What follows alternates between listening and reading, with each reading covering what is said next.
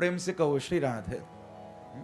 भोजन तो 3 बार कर लिया, लेकिन भजन हमने कितनी बार किया एक दिन में? बोले महाराज भजन तो एक दिन तो दूर की बात है, महीनों में कभी मुहूर्त निकलता है तो एक बार भगवान को याद कर लेते हैं।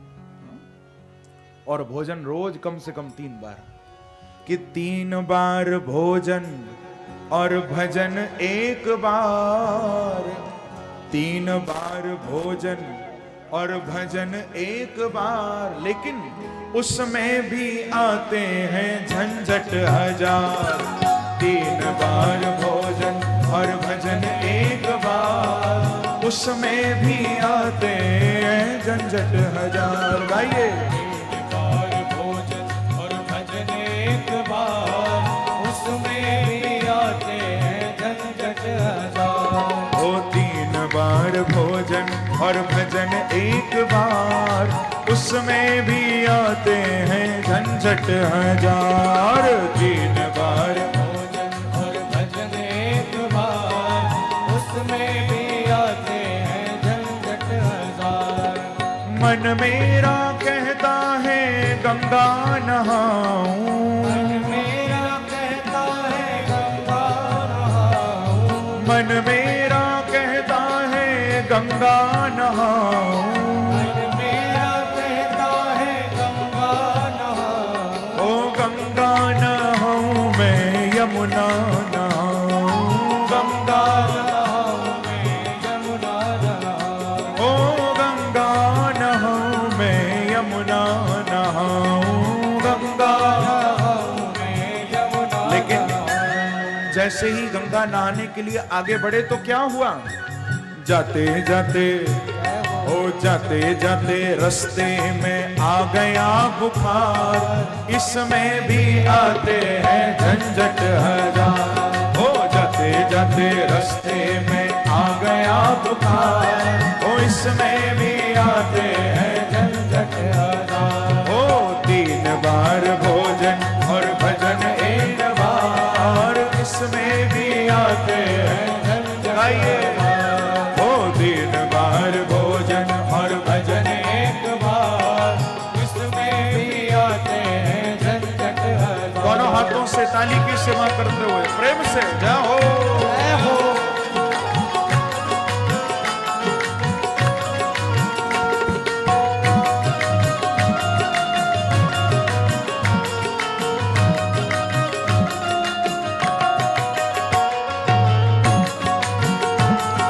एक बार कहिए हरि बोल।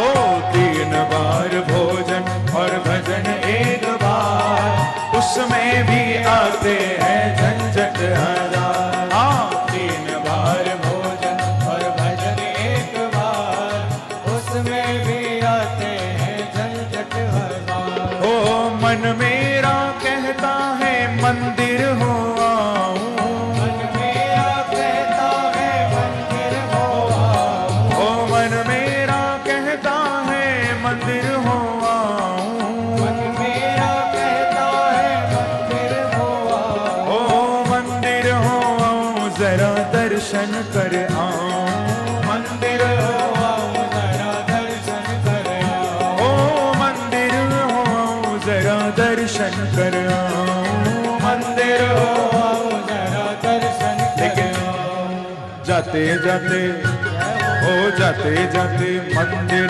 के लग गए किवाड़, इसमें भी आते हैं झंझट हजार।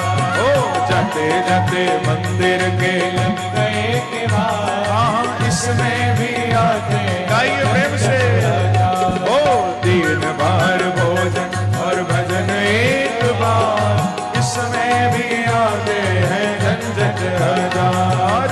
3 बार भोजन और भजन एक बार, इसमें भी आते हैं झंझट हजार। ओ मन मेरा कहता है दान कर आऊं, मन मेरा कहता है दान कर आऊं, ओ मन मेरा कहता है दान कर आऊं, मन मेरा कहता है दान कर आऊं, ओ दान कर आऊं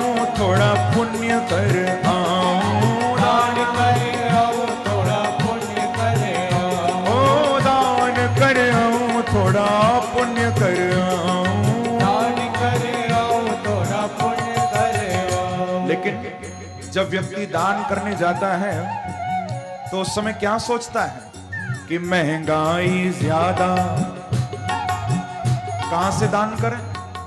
सोचते तो बहुत हैं, लेकिन महंगाई भी तो बढ़ रही है।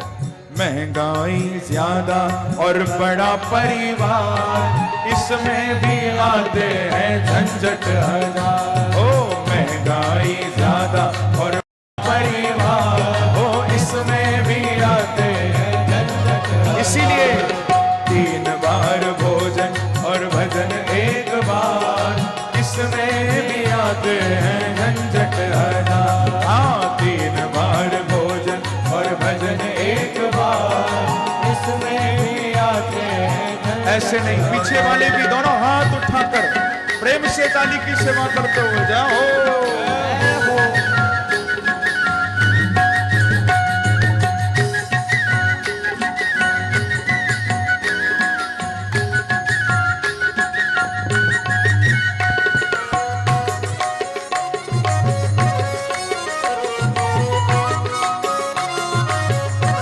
एक बार कहिए श्री राधे।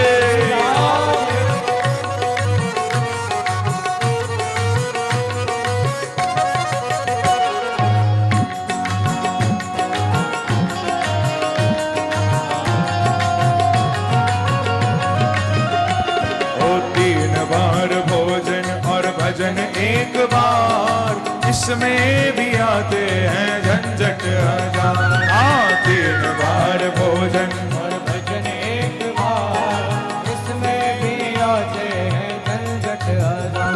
ओ मन मेरा कहता है माला जप आऊं, मन मेरा कहता है माला जप आऊं। ओ मन मेरा कहता है माला जप आऊं, मन मेरा कहता है माला जप आऊं। ओ माला जप आऊं थोड़ा भजन कर आऊं, माला जप आऊं थोड़ा भजन कर आऊं। ओ माला जप आऊं थोड़ा भजन कर आऊं, माला जप आऊं थोड़ा भजन कर आऊं। लेकिन जपते जपते जैसे ही माला जपने बैठे तो क्या हुआ?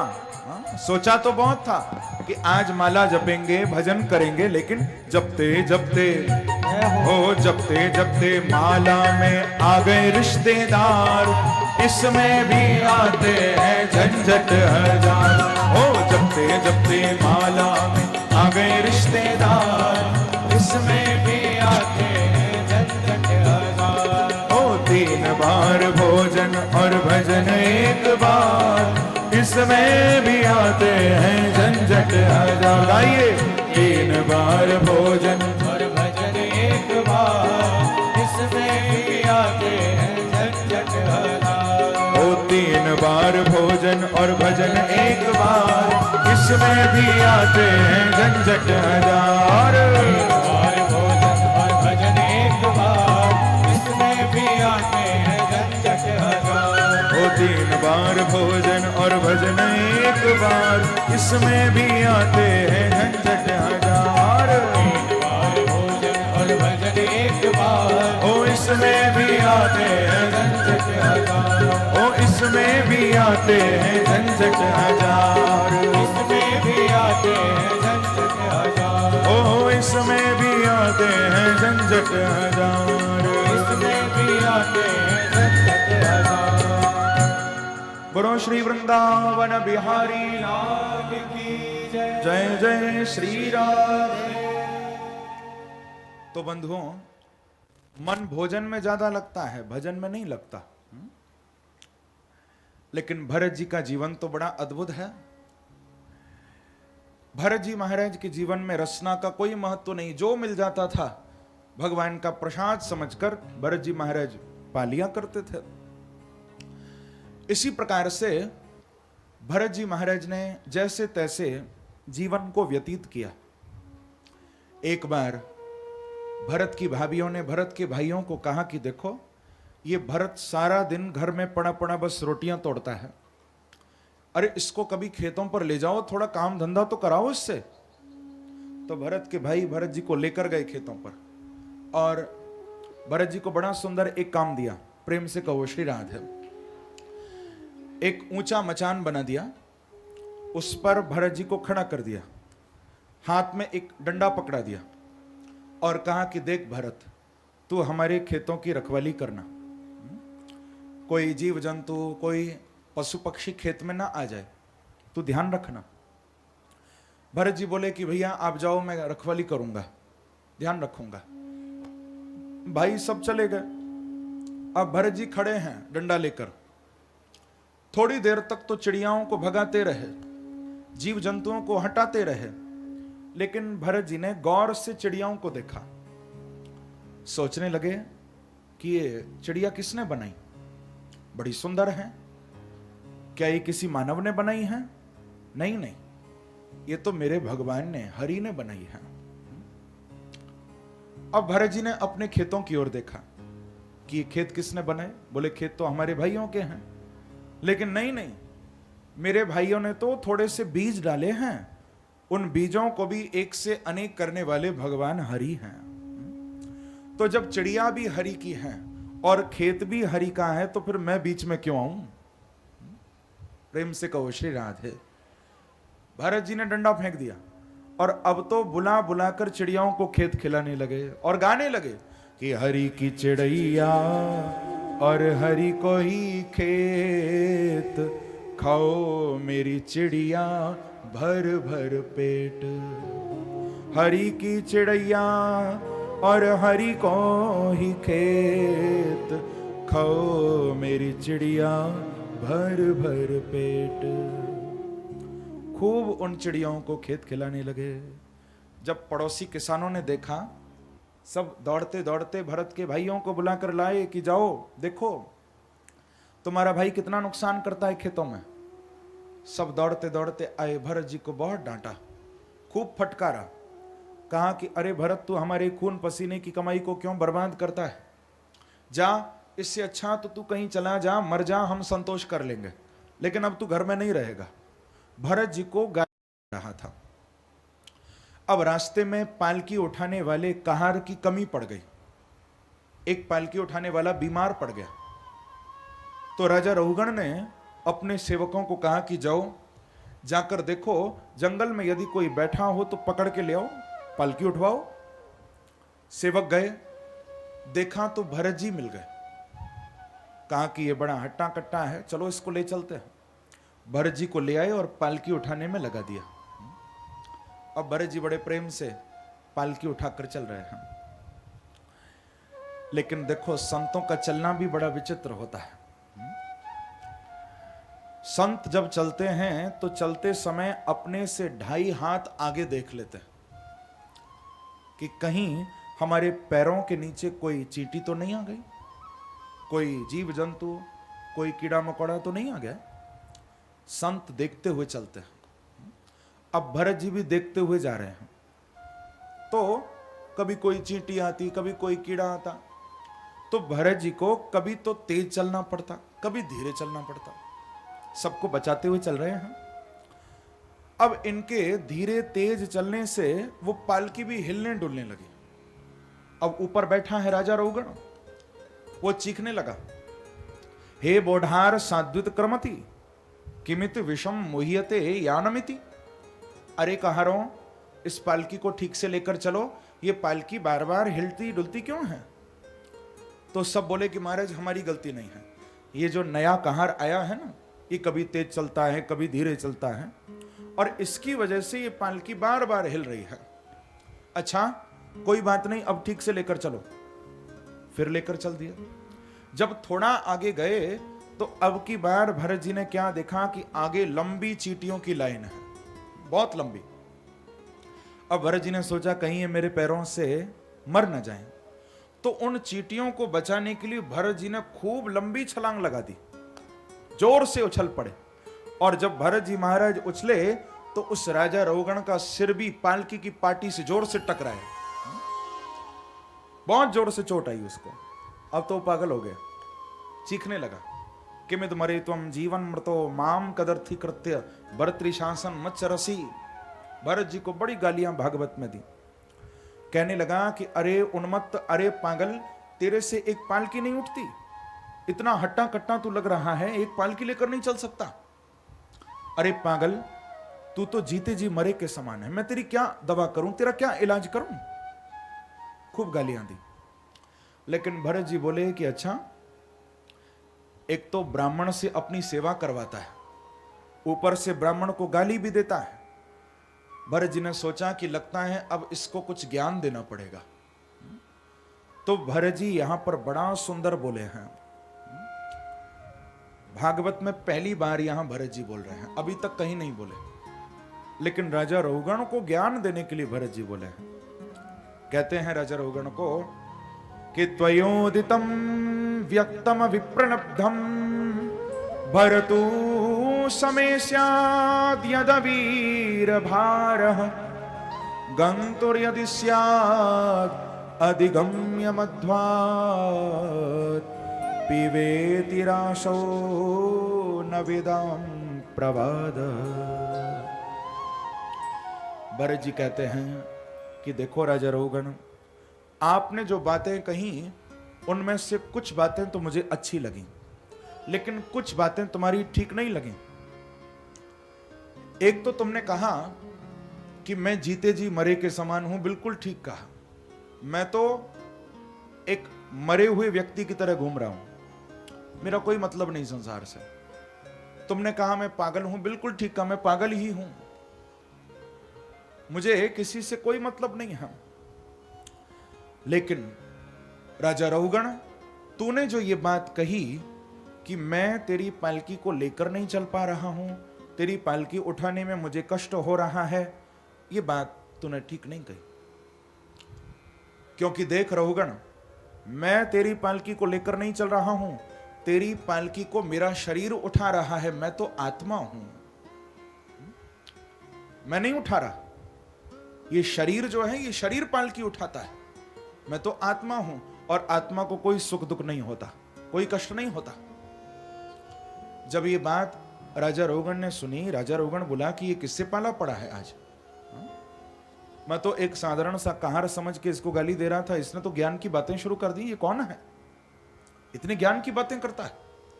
पालकी को रुकवाया, राजा रहुगण नीचे उतर के आया है और भरत जी को प्रणाम किया और कहा कि कस्तम निगूढ़ सरसि द्विजानां विवर्षि सूत्रम कतमो वधूतः। हे अवधूत, आप कौन हैं? कस्तम, आपका क्या परिचय है?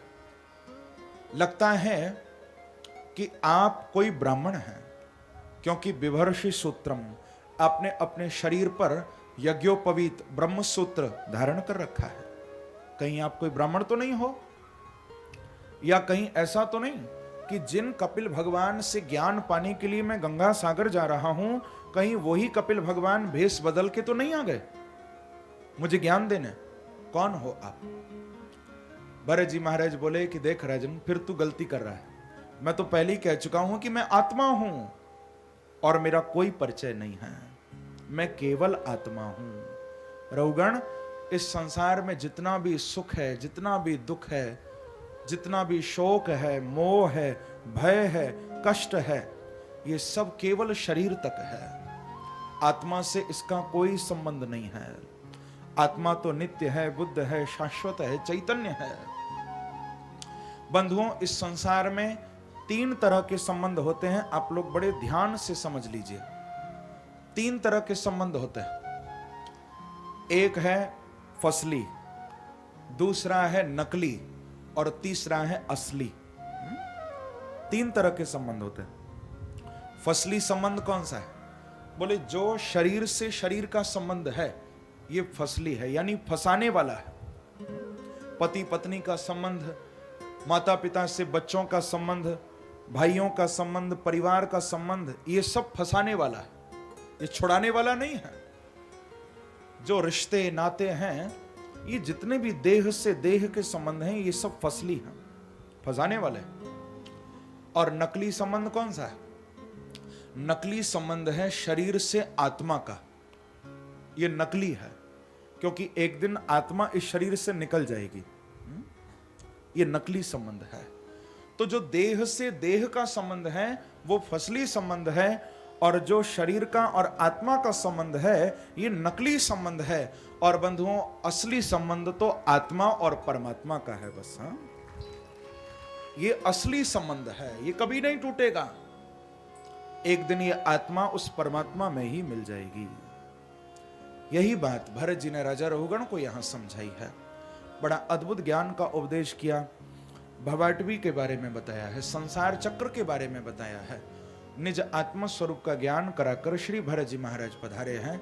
बोलो भरत जी महाराज की जय। आगे फिर 5 अध्यायों में भूगोल पंचाध्यायी का वर्णन किया गया, शिशुमार चक्र के बारे में बताया, 7 लोक नीचे बताए गए हैं, जिनमें से अतल, वितल, सुतल, तलातल, महातल, रसातल और पाताल, 7 लोक नीचे हैं पृथ्वी से, और पृथ्वी को मिलाकर 7 लोक ऊपर हैं, भू, भुवः, स्वः, मह, जन, तप और सत्य, ये 7 लोक ऊपर हैं।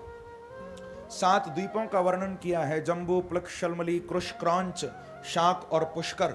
7 सागरों के बारे में यहां पर बताया, शरोद, शुद्धोद, इक्षुरसोद, गृदोद, दधिमंडोद, इन सबका बड़ा विस्तार से वर्णन सुखदेव जी ने किया है। और महाराज परीक्षित के पूछने पर 28 प्रकार के नरकों के बारे में भागवत में बताया है। तामिश्र, अंध तामिश्र, रौरव, महारौरव, कुंभीपाक, असिपत्रवन, शोकरमुख, वैतरणी, पुन्ना, इन सब नरकों के नाम भागवत में आए हैं। और जैसा जीव कर्म करता है उसके अनुसार उसको नरक में जाना पड़ता है।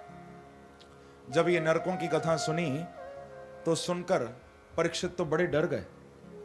कहा कि महाराज ये नरक तो बड़े भयानक हैं, नरकों में तो बड़ा कष्ट है। भगवान आप कोई ऐसा उपाय बताइए कि व्यक्ति से यदि गलती से कोई पाप हो जाए और वो नरक में न जाना चाहे, उसके लिए क्या करना चाहिए। तो सुखदेव जी महाराज कहते हैं, राजन सीधी सी बात है, हमको प्रायश्चित करना चाहिए। जितना बड़ा पाप हमसे हुआ हो तो उस पाप की गुरुता और लघुता पर विचार करते हुए हमको प्रायश्चित करना चाहिए। बोले महाराज प्रायश्चित क्या है। तो बताया ये जितने भी व्रत है ना, जैसे एकादशी का व्रत, जैसे चंद्रायण व्रत, कृच्छ्रायण व्रत, प्रदोष का व्रत, ये जितने भी व्रत हम लोग करते हैं ये सब प्रायश्चित हैं। व्रत को करने से पाप दूर होते हैं। ये बात सुनकर परीक्षित बोले कि वाह महाराज आपने तो बड़ी अच्छी बात बता दी। क्वचिन निवर्तते भद्रात क्वचित चरति तत्पुनः प्रायश्चित मतो पार्थम मन्ये कुंजर शौचवत। अब तो आपने बड़ी अच्छी बात बता दी। संसार के लोग अब क्या करेंगे, बोले खूब पाप करेंगे और फिर कहेंगे कि भागवत में लिखा है कि व्रत कर लो।